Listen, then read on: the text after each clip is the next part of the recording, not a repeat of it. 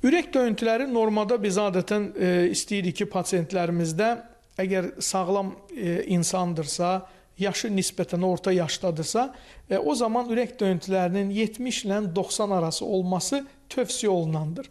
90-dan yuxarı ürək vurğuları qalxırsa, bir qədər bu insanları da narahat edir, o cümlədən həkimləri də narahat edir. İstəyir təzyiq yüksək olsun, istəyir normal təzyiqlə. Amma ümumən ürək döyüntüsü dedikdə biz 100-dən yuxarı dəqiqədə əgər ürək 100-dən tez vurursa, bu bir qədər ciddi xəstəliklərin araşdırılmasına səbəbdir. Həmin insanlarda bu sırf streslə bağlı ola bilər, yuxusuzluqla bağlı ola bilər, indiki müasir dövrdə xüsusilə Bakıda kofenin içilməsi ilə bağlı ola bilər.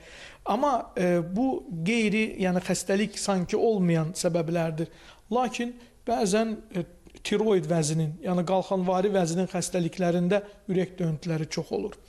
Digər tərəfdən ürəyin gərginliyi varsa, ürəyin qidalanması pozulubsa, biz ürək vurğularının sayının normadan qat-qat yüksək olmasını görə bilərik.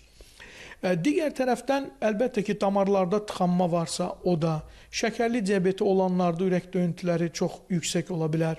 Və əlbəttə ki, indiki müasir dövrdə digər tez-tez rast gəldiyimiz problem psixi sağlamlığın pozulması. Yəni, təşviş, həyəcan pozuntuları, panik ataklar, bunlar da ürək vurğularının sayının yüksəlməsi ilə müşayiət olunur.